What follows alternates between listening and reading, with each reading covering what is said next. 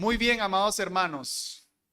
Seguimos con nuestro estudio del Catecismo Bautista. Hoy estaremos atendiendo las preguntas relacionadas al decreto de Dios, que solamente son dos preguntas, la pregunta 10 y la pregunta 11.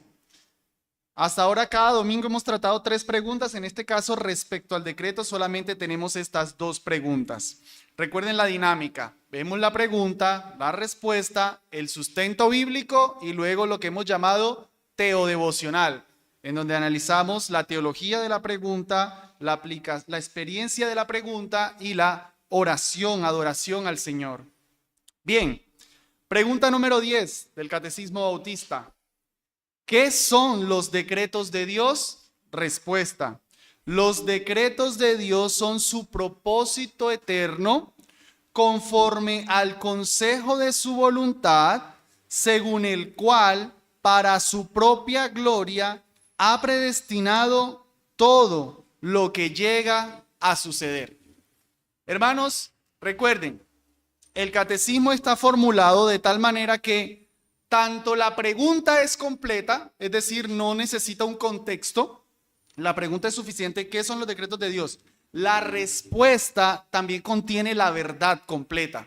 O sea que uno pudiera, en otras palabras, quitar la pregunta y entendemos toda la definición. Los decretos de Dios son su propósito eterno, conforme al consejo de su voluntad, según el cual, para su propia gloria, ha predestinado todo lo que llega a suceder. Hermanos, en esa sencilla sentencia, si se le puede decir sencilla, tenemos toda la doctrina. Por supuesto, podemos abarcar más o se pudiera ampliar más, pero recuerden que los catecismos tienen el propósito de ser sentencias breves, resumidas, para que las podamos memorizar, para que no nos cueste tanto. Así que vamos a ver el sustento bíblico que tenemos nosotros ahí en el catecismo. Tenemos dos versículos. Recuerden, yo trato de no limitarme a los versículos que están ahí contenidos, que simplemente sería Efesios 1, 4 y 11, sino que voy a poner todos los versículos, desde el 4 hasta el 11. Dice, según nos escogió en él antes de la fundación del mundo, para que fuéramos santos y sin mancha delante de él en amor, habiéndonos predestinado para ser adoptados hijos por Jesucristo para sí mismos, según el beneplácito de su voluntad. Paremos ahí un momentico, ya seguimos con otros versículos. Yo les resalté algunas palabritas. Esas palabritas que están resaltadas, ¿qué creen o qué parte de la definición exactamente ven ustedes que está sustentando? Recuerden que los versículos bíblicos están sustentando la verdad, no es doctrina inventada. Por ejemplo, esa, nos escogió en él antes de la fundación del mundo. En su definición, ¿dónde está eso? O, en otra forma, de la definición, esa partecita, ¿qué está sustentando? ¿Quién se anima? Propósito eterno, muy bien. Noten que escogidos antes de la fundación del mundo. Entonces, ¿cuál es el sustento bíblico para eso? Efesios 1:4. Y la segunda, la del versículo 5. Habiéndonos predestinados para ser adoptados hijos suyos. En la definición. La misma definición lo dice. Ha predestinado. Entonces, noten, cuando nosotros en la definición tenemos que el decreto es que Dios ha predestinado. ¿Y eso dónde está bíblicamente? Efesios 1:5. Ahí explícitamente dice que Dios ha predestinado. Y la segunda parte, según el beneplácito de su voluntad. Noten en la definición, los decretos de Dios son su propósito eterno conforme al consejo de su voluntad. O sea que todo lo que sucede es porque Dios quiere que así suceda. ¿Y eso dónde dice en la Biblia? Efesios 1:5. ¿Sí lo ven? Lo que quiero, hermanos, aquí es seguir reforzando el tema de que, listo, estamos estudiando el catecismo, pero ese catecismo nos sirve para la palabra, nos lleva a la palabra, no reemplaza la palabra ni nunca va a decir algo más allá de la palabra. Sigue el versículo 6. Para alabanza de la gloria de su gracia, con la cual nos hizo aceptos en el amado. Esa partecita en negrilla. ¿Qué parte de la definición? Para su propia gloria. Muy bien. Todo lo que Dios hace, lo hace para su propia gloria. ¿Y dónde está eso bíblicamente? Efesios 1:6. Sigue diciendo, en quien tenemos redención por su sangre, la remisión de los pecados según las riquezas de su gracia, que hizo sobreabundar para con nosotros en toda sabiduría e inteligencia, dándonos a conocer el misterio de su voluntad según su beneplácito. Eso es el consejo de su voluntad, lo que al Señor le plació. Beneplácito es lo que Él quiso, el cual se había propuesto en sí mismo. ¿Por qué Dios decretó? ¿Qué era lo que Él quería? ¿Será que vio algo en nosotros? Noten que dice según su beneplácito, lo que Él se propone. De reunir todas las cosas en Cristo en la dispensación del cumplimiento de los tiempos, así las que están en los cielos como las que están en la tierra. Esa última frasecita en negrilla, ¿qué estará sustentando en nuestra definición? ¿Que Dios ha predestinado solamente lo que le pasa a los cristianos? ¿Que Dios ha predestinado solamente las cosas de la salvación? No, todo lo que está en los cielos y lo que está en la tierra. O sea, lo que haya pasado con lo que va a pasar con los ángeles, lo que va a pasar con las personas, lo que va a pasar con el perro, lo que va a pasar con todo el mundo, Dios lo ha predestinado. Y versículo 11, en él, digo, en quien asimismo recibimos herencia, habiendo sido predestinados conforme al propósito del que hace todas las cosas según el consejo de su voluntad. Casi que ahí tenemos toda la definición, toda la respuesta de nuestra pregunta 10. Entonces, nótenlo, los decretos de Dios son su propósito eterno. Esa es una parte, su propósito eterno, es algo eterno. Conforme al consejo de su voluntad, lo que Él quiere, para su propia, según el cual, para su propia gloria, o sea que todo es para la gloria de Dios, ha predestinado todo lo que llega a suceder. Son 4 partes, que es eterno, que es como Él quiere, que es para su gloria y que incluye a todos. Eso es el decreto de Dios. El otro versículo bíblico que se nos da es Romanos 9, 23 y 24, creo nomás el que está al pie de página, pero nuevamente voy a incluir todo el contexto. Hermanos, lo que pasa es que los autores del catecismo pues van al punto, ¿no? Van al versículo clave, pero nosotros vemos todos para tomar mejor la idea, y eso es lo que yo les animo en los devocionales, que cuando ustedes estén utilizando el catecismo en sus devocionales, con su familia, busquen no solamente el texto que está ahí, sino lean todo el pasaje, unos versículos atrás, unos versículos después, para enriquecer el concepto. Muy bien, voy a leer para sustentar que Dios ha decretado todas las cosas.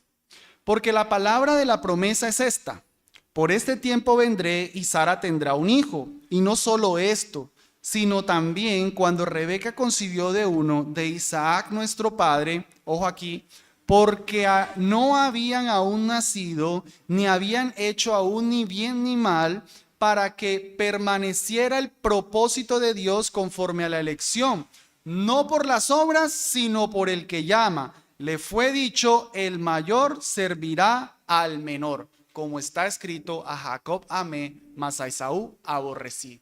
Noten, amados, lo que iba a suceder con Jacob o con Esaú ya estaba trazado cuando todavía estaban en el vientre, cuando, como es explícito, no habían hecho ni bien ni mal. O sea que si uno iba a ser salvo o el otro iba a perderse, no dependía de lo que ellos hicieran, porque se habla del decreto de ellos cuando no han hecho ni bien ni mal. Dios no decreta las cosas porque ve algo bueno en nosotros, porque le seguiríamos algún día. No, ni bien ni mal. Y ya Dios ha decretado todas las cosas. ¿Qué pues diremos? ¿Que hay injusticia en Dios? Siempre me gusta decir esto. Cuando uno habla del decreto de Dios, hasta aquí, hasta esto, a Jacob amé, mas a Esaú aborrecí, la respuesta natural del ser humano es: eso es injusto. Eso no está bien. ¿Cómo así que Dios decretó y que Dios va a escoger solo a uno? solo a Jacob y no a Esaú. Pobrecito, él merecía la oportunidad también. Cuando uno plantea eso, las personas dicen es injusto. Cuando dicen es injusto, uno debe decir lo entendiste, porque eso es lo que debe suceder. Cuando yo escucho el decreto de Dios y naturalmente a mí me parece, eso es lo justo, probablemente algo estoy entendiendo mal, porque lo natural es que se piense es injusto. Por eso Pablo entra y dice, ¿qué pues diremos? ¿Que hay injusticia en Dios? De ninguna manera. Pablo está aquí como imaginándose a un opositor que en teología se llamaría un arminiano. Pablo se está imaginando un opositor y él ya prevé que su opositor va a decir, eso es injusto. Entonces él se adelanta. ¿Qué pues diremos? ¿Que hay injusticia en Dios? En ninguna manera. Y miren la manera en la que Pablo, inspirado por el Espíritu Santo, va a sustentar. Mas a Moisés dice, tendré misericordia del que tendré misericordia y me compadeceré del que me compadeceré. Así que no es del que quiere ni del que corre, sino de Dios que tiene misericordia. Que Dios escoja a unos o a otros no es por la justicia de Dios, es por la misericordia de Dios. Que unas personas lleguen a ser salvas es misericordia. Sigue entonces con el ejemplo de Faraón. Porque la escritura dice a Faraón, para esto mismo te he levantado, para mostrar en ti mi poder y para que mi nombre sea anunciado por toda la tierra. De manera que del que quiere tiene misericordia y al que quiere endurece. Mas dirás entonces, ¿por qué todavía inculpa? Porque ¿quién ha resistido a su voluntad? Nuevamente, si uno está entendiendo el decreto de Dios, que Dios todo lo controla, que Faraón, el hecho de resistirse a dejar ir al pueblo era algo que Dios había planeado, que Dios había decretado, entonces a uno le va a parecer como, no, pero entonces Faraón era un títere. Él era simplemente alguien que hacía lo que Dios quería. No tiene Dios por qué juzgarlo. ¿Por qué lo va a inculpar? Nuevamente, Pablo se adelanta a esa posible objeción y él dice, ¿tú vas a decir eso? Bueno, miren la respuesta de Pablo. Antes, oh hombre, ¿quién eres tú para que alterques con Dios? ¿Dirá acaso el vaso de barro al que lo formó, ¿por qué me has hecho así? ¿O no tiene potestad el alfarero sobre el barro para hacer de la misma masa un vaso para honra y otro para deshonra? Noten, hermanos, cuando se plantea esa dificultad, que es una dificultad, ¿cómo así que todo está decretado?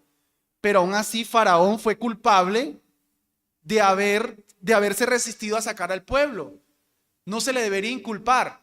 Pablo responde a eso no explicando el misterio. Él no va a decir, no, mire, le voy a explicar. Lo que pasa es que Faraón y él es culpable por esto y aquello. No, no, no. Él lo que hace es decir, ¿quién eres tú, hombre, para que alterques con Dios?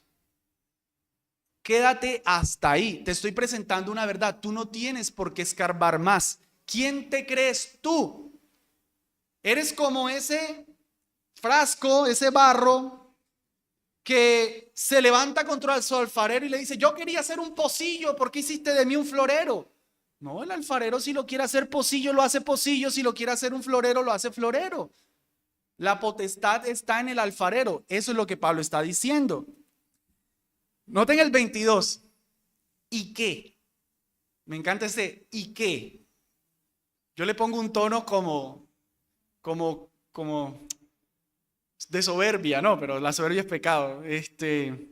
Bueno, ¿y qué? O sea, ¿y qué? No, pero es que ¿cómo así que? ¿Y qué? Pero ¿por qué Dios decretó inculpa? ¿Y qué? ¿Y qué? Pablo aterriza así, ¿y qué? Si Dios, queriendo mostrar su ira y hacer notorio su poder, soportó con mucha paciencia los vasos de ira preparados para destrucción, y quiso también hacer notorias las riquezas de su gloria para con los vasos de misericordia que él preparó de antemano para gloria. ¿Y qué? ¿qué se le puede hacer si el Dios soberano decretó que unos terminarían en destrucción y otros terminarían en salvación? Y los que terminan en destrucción son responsables, culpables de terminar en destrucción, y los que terminan en salvación fue porque creyeron en Cristo Jesús conforme al decreto eterno. Todo por el decreto de Dios, todo predestinado por Dios. De la misma base, unos para honra, otros para deshonra. Vamos entonces, hermanos. Antes de pasar a la parte del devocional, la pregunta, ¿qué son los decretos de Dios? ¿Qué son? A ver, digamos las partes. Uno, anímense. Sin mirar. ¿Qué son? Hermano Orlando, una parte.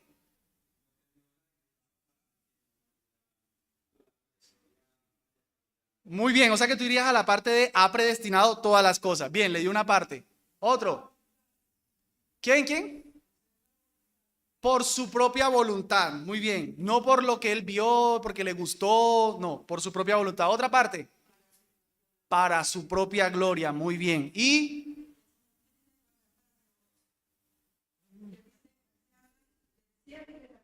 para que todo el mundo está incluido. Sería como lo que nos decía el hermano Orlando. Bien. Dios ha decretado todas las cosas según el consejo de su voluntad para su propia gloria. Ha predestinado todo. Lo que está arriba y lo que está en la tierra. ¿Cuándo? Desde la eternidad. No se nos olvide eso. Desde la eternidad. Dios no está planeando lo que te va a suceder mañana. Ese decreto es eterno.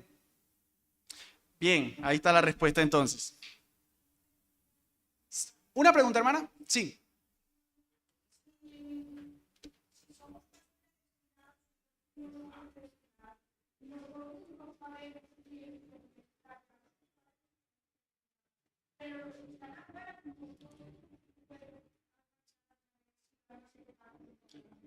Buena pregunta, hermana. Vamos a tratar eso.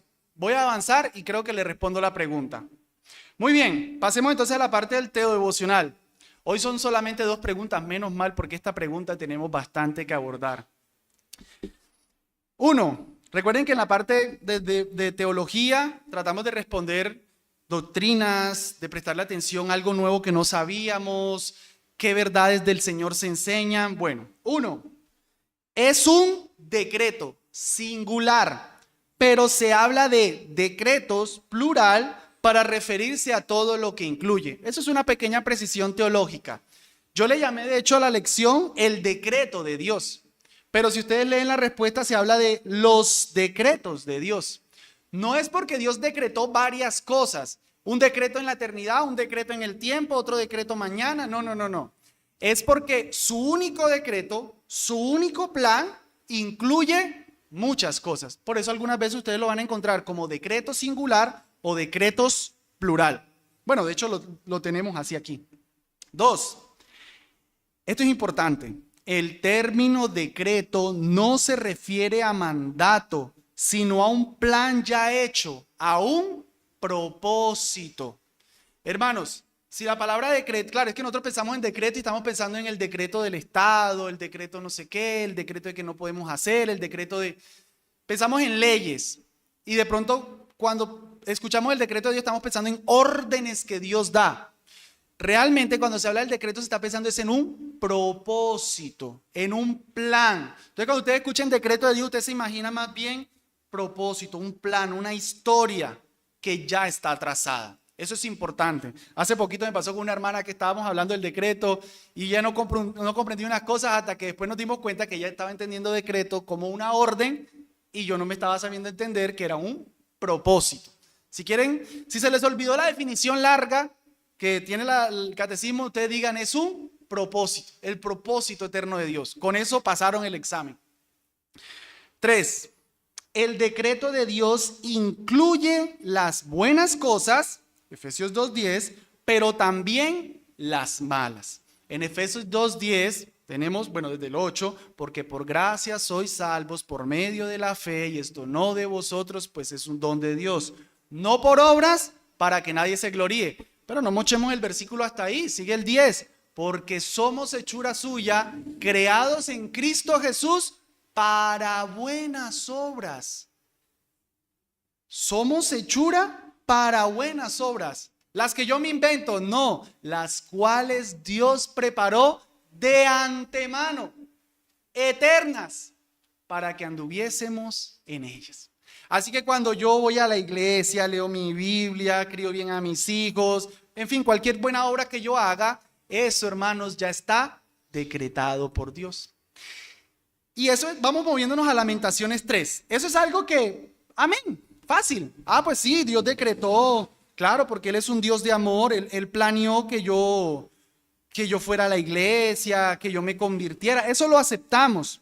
Pero hermanos, el decreto de Dios es también de las cosas para nosotros malas. Vamos a Lamentaciones 3, 37 y 38. Isaías, Jeremías, Lamentaciones. Dice: ¿quién será aquel que diga que sucedió algo que el Señor no mandó? De la boca del Altísimo no saldrá lo malo y lo bueno. ¿Y qué está sucediendo en este contexto? ¿Qué está quejándose David? Que el templo de Dios fue destruido, que la ciudad de Dios está siendo destruida. Hermanos, uno diría, no, eso fue Satanás el que tomó el control. Eso no era el del control de Dios. Dios no pudo permitir eso, pensaría uno. Pero en un contexto tan pesado, hermano, imagínense su propia casa. O sea, no pudo haber un mejor momento en el que Jeremías dijera esto. Jeremías no está diciendo esto cuando se enfermó. Uno diría, bueno, pues una enfermedad. No, hermanos, en que el mismo templo, la casa del Señor fue blasfemada, destruida. En ese contexto se dice, lo malo y lo bueno viene de Dios. ¿Por qué? Porque Dios ha decretado todas las cosas. Eso nos incomoda un poco por el temor, porque pensamos en que Dios es un Dios de amor y demás. Pero hermanos, no podemos negar la soberanía de Dios, el decreto de Dios de todas las cosas. No estoy hablando ni siquiera de salvación, perdición, estoy hablando de todo. Todo lo que nos ha sucedido, incluso las cosas malas, están en el plan de Dios. 4. El decreto de Dios no quita la responsabilidad humana. El texto que tengo aquí de Génesis 50:20 es donde ya conocen la historia de José. Los hermanos lo vendieron, terminó, bueno, todo lo que le pasó. ¿Qué dijo José al final? Vosotros pensasteis mal de mí. Ustedes, mis hermanos, ustedes fueron los que pensaron e hicieron mal. Pero Dios, ustedes hicieron, pero Dios usó todo eso para traer con vida, para tener con vida a mucho pueblo. Noten la soberanía de Dios. El decreto de Dios era que José fuera vendido por sus hermanos, que Potifar, que la esposa de Potifar, que la cárcel, que el copero, que saliera. Todo eso no fue un azar. Uy, qué chiripazo, llegó a ser el segundo en Egipto y por eso se mantuvo el pueblo de Israel. Menos mal. No. Desde la perspectiva humana sí, pero de la perspectiva divina todo está planeado. Pero ojo, que José le dijo a sus hermanos, ustedes, no Dios, ustedes. Vamos a Hechos 2. En Hechos 2 tenemos que quitarnos un momentico el calzado porque pisamos terreno santo entre este misterio del decreto de Dios y la soberanía de Dios y la responsabilidad de las criaturas. Hechos 2, versículo 23.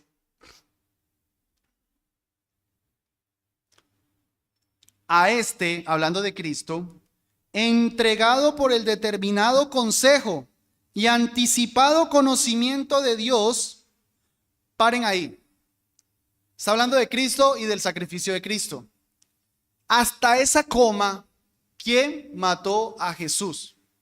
si está diciendo que Jesús fue entregado por el determinado consejo y anticipado conocimiento de Dios, no como con temor dice eso. Claro que sí, con temor. Pero ojo lo que sigue Pedro, que el versículo no llega ahí. Tomándolo vosotros, lo matasteis por manos de los inicuos, crucificándolo. ¿Quién mató a Jesús? Los judíos a los que Pedro le está hablando. Él no dice a este Jesús entregado por el determinado consejo y anticipado conocimiento de Dios, pues ustedes simplemente fueron títeres de Dios que lo mataron. Pero tranquilos, que Dios es responsable. Ustedes lo mataron. Aunque todo fue decretado por Dios, ustedes lo mataron. Hermanos, la soberanía de Dios, el decreto de Dios no cancela la responsabilidad humana, más bien la afirma, porque como termina diciendo, Dios decretó el fin y los medios para llegar a ese fin. El fin y los medios. 5. Sus decretos están unidos a su carácter. Por eso sus decretos son libres, porque Dios es un ser libre. Por eso sus decretos son eternos, porque Dios es eterno. Son buenos, santos, poderosos y sabios. Ahorita vamos a las aplicaciones, pero piensen, hermanos, en que todo lo que nos está sucediendo es de un Dios bueno, santo, poderoso y sabio. No de un Dios malo, perverso, débil y necio, que se inventa cosas en el plan B cada rato. No, todo está en manos de un Dios así. 6. Por su decreto, algunos son predestinados activamente para salvación y otros pasivamente para condenación. Hermana Flora, aquí le respondo un poco. En teología se discute algo de doble predestinación. A algunos no les gusta el término, otros sí, en fin. Lo que sí debemos entender, hermanos, es que Dios ha predestinado todo. Si algunos terminan en el cielo, predestinación. Si terminan en el infierno, predestinación. Pero lo que vemos en las escrituras es que la manera en la que Dios hace lo uno y lo otro, Dios no se involucra igual. Cuando se trata de la salvación, nosotros vemos a Dios, por eso les pongo como activamente, como que Dios hace, como que Dios ejecuta. Pero cuando se trata de la perdición, Dios los deja andar en sus propios caminos. Es como si Dios tuviera toda una masa caída, y Dios dice, salvación, hago este. Perdición, no hago nada. Siguen. La confesión de Westminster utiliza la palabra predestinación y predestinación. La confesión de Londres, ustedes lo van a ver que dice, predestinó para salvación y a los otros los dejó andar en sus propios caminos. Porque se quiere enfatizar el hecho de que cuando se trata de condenación, Dios deja. Miren en uno de los textos de prueba que teníamos ahí abajo en Romanos 9, noten una pequeñita particularidad. Es tan mínima que a veces no se ve, pero es significativa. Romanos 9, versículo 22. Y que, si Dios, queriendo mostrar su ira y hacer notorio su poder, soportó con mucha paciencia los vasos de ira preparados para destrucción. ¿Quién los preparó? Busquen un sujeto, gramaticalmente, ¿quién los preparó? Pero gramaticalmente, no dice. Dice preparados, pero no está el sujeto. ¿Quién los preparó? No lo dice. Noten cuando se trata de los elegidos, versículo 23. Y quiso también hacer notoria las riquezas de su gloria para con los vasos de misericordia que Él preparó. ¿Notan cómo cuando se trata de la salvación incluyó el sujeto? Él preparó. Él preparó. Cuando se trata de perdición, preparados. Por supuesto, Dios predestinó todo, eso no fue el Satanás. Pero noten que la Biblia como que lo deja ahí. Cuando se trata de salvación, Él preparó. Cuando se trata de perdición, preparados. Porque desde la caída ya están en esa justa condenación. Me está tocando ir un poco más rápido. Bueno, ahorita sí algo en las preguntas. 7. El decreto de elección fue incondicional. Nada bueno vio Dios, por tanto, no hizo acepción de personas. Que Dios decidiera salvar a unos y no a otros levanta siempre la queja. Pero eso es acepción de personas. No, no es acepción de personas, porque la acepción de personas, hermanos, implica que yo veo algo bueno en la otra persona que me motiva a hacer algo por esa persona, para yo obtener de vuelta de esa persona. De hecho, salgamos un momentico de Dios. A mí una hermana de la iglesia no me puede decir, ay, hermano Jeffrey, es que usted para las necesidades de su esposa le da todo, pero a mí no. Usted está haciendo acepción de personas. Obvio no, porque es mi esposa. Tengo que distinguir a mi esposa.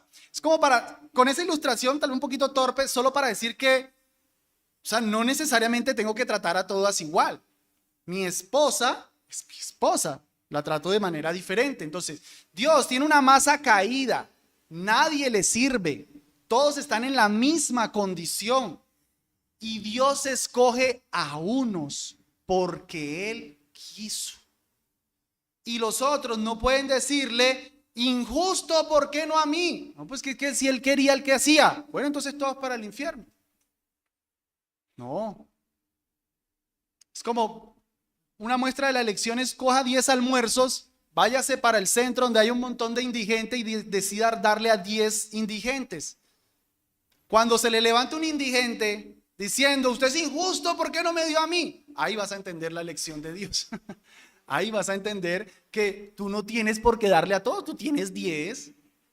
Bueno, tal vez en ese ejemplo nosotros pudiera decir, ay, se ve más necesitado y cosas así, porque no somos Dios. Pero sirve para que si tengo 10 y son 100 indigentes, pues me toca 10, no puedo a todos.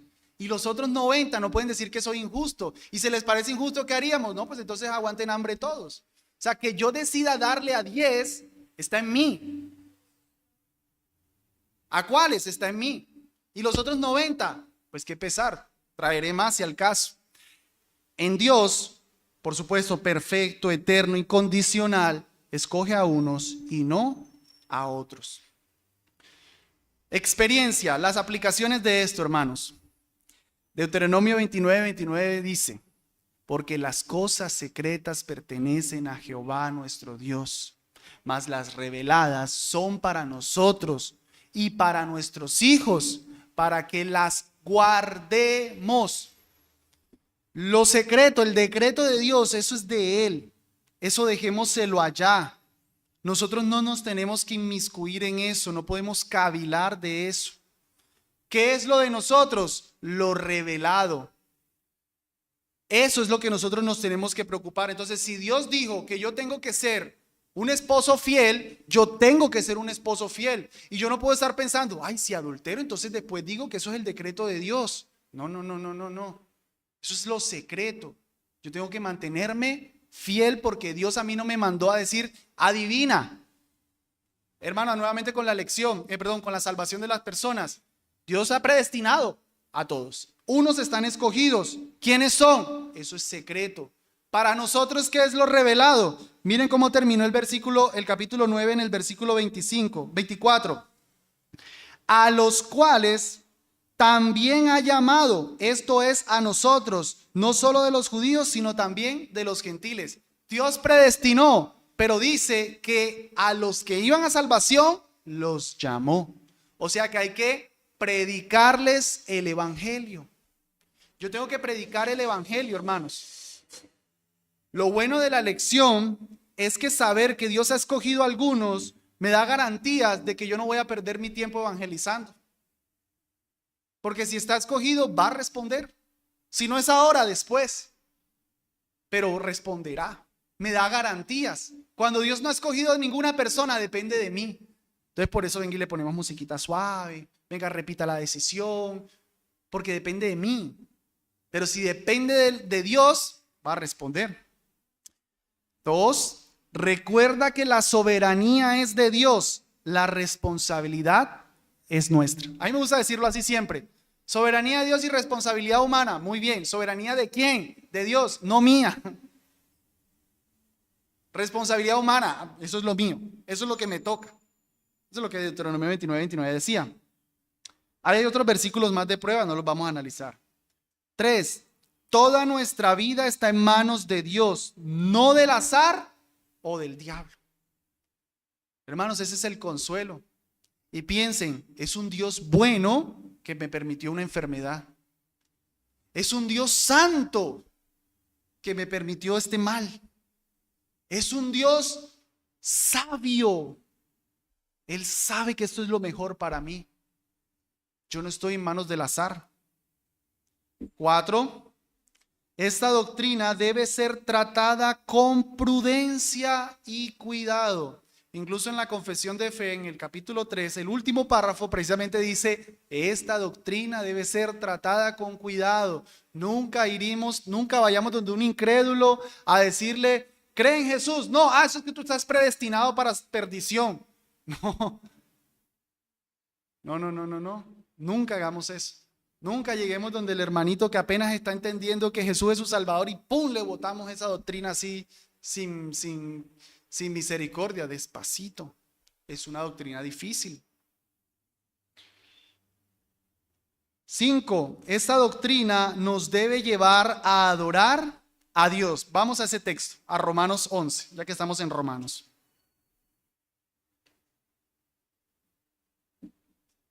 Miren ustedes esto.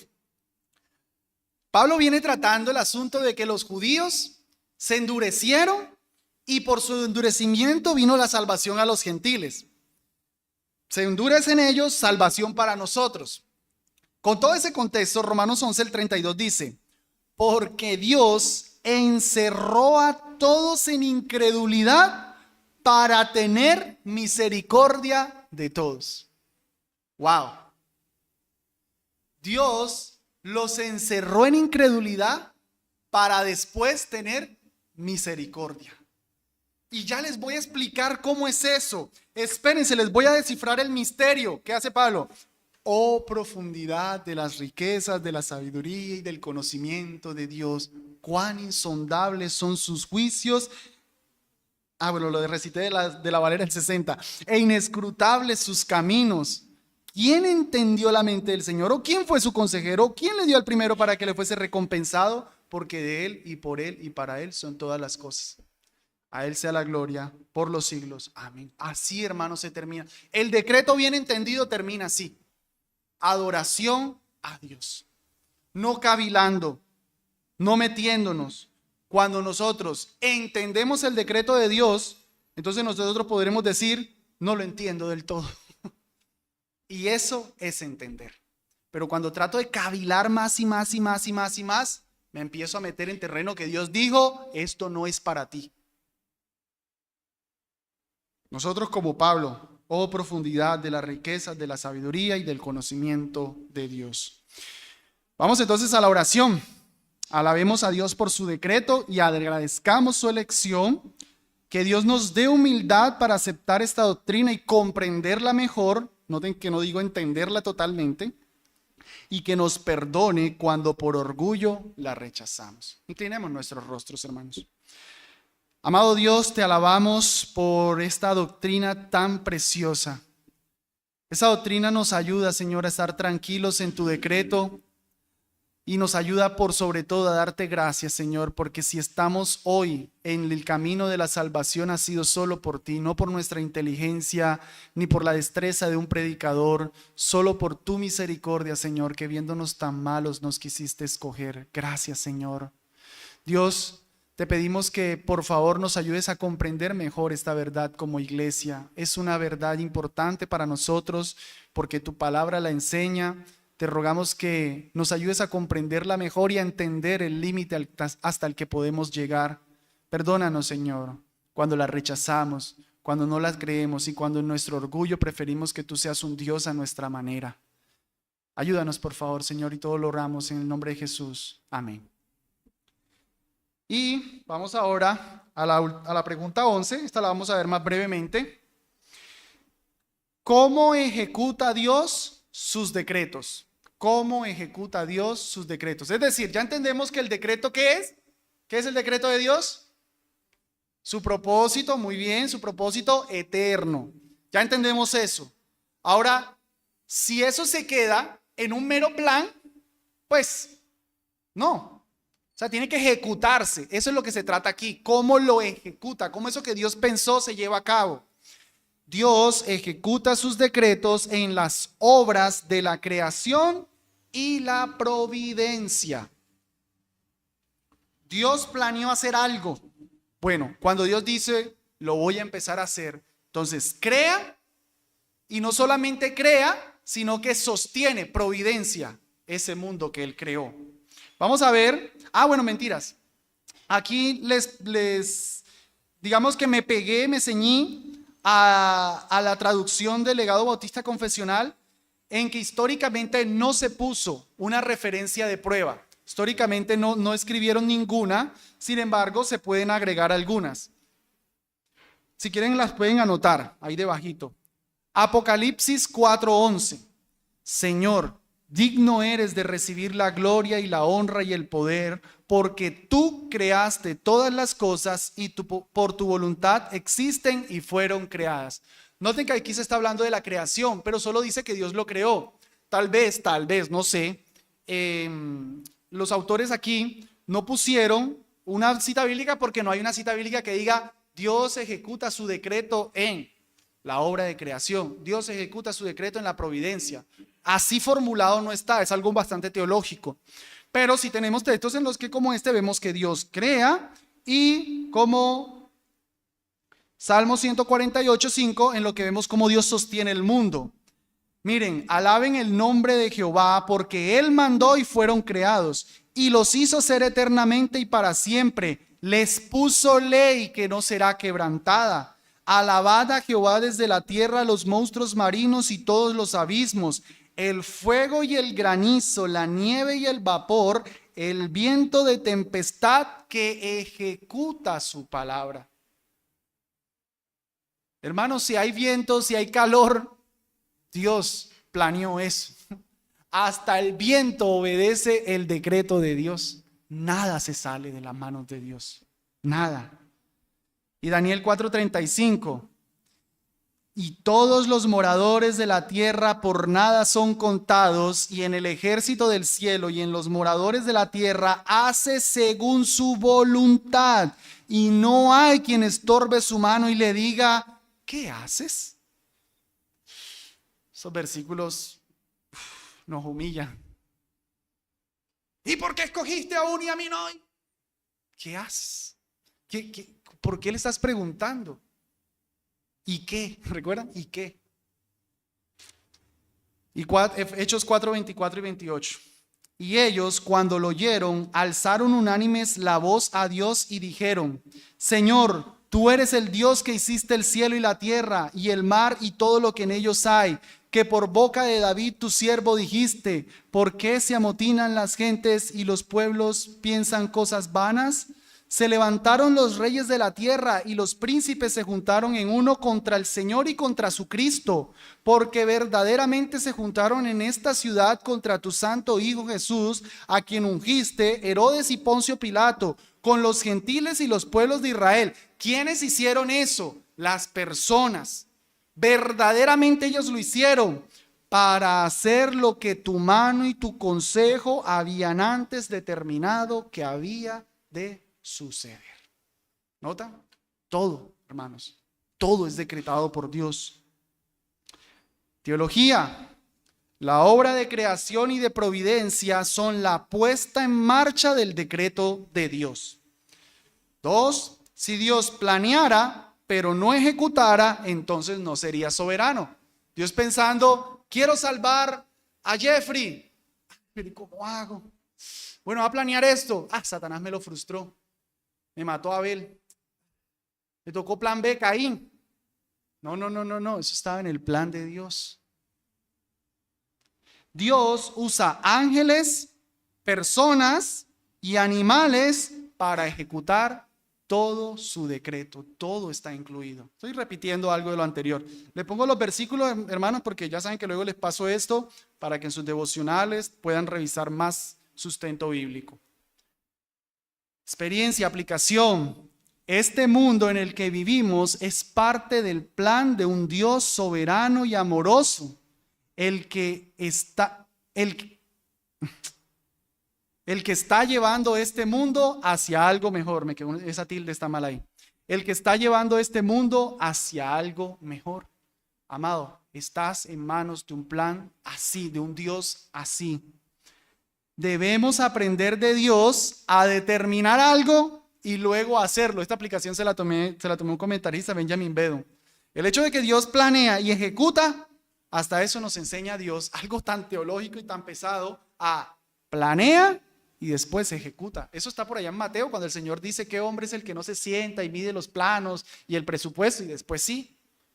Dios planeó, ejecutó. Bueno, Dios es soberano, Él cumple, nosotros no.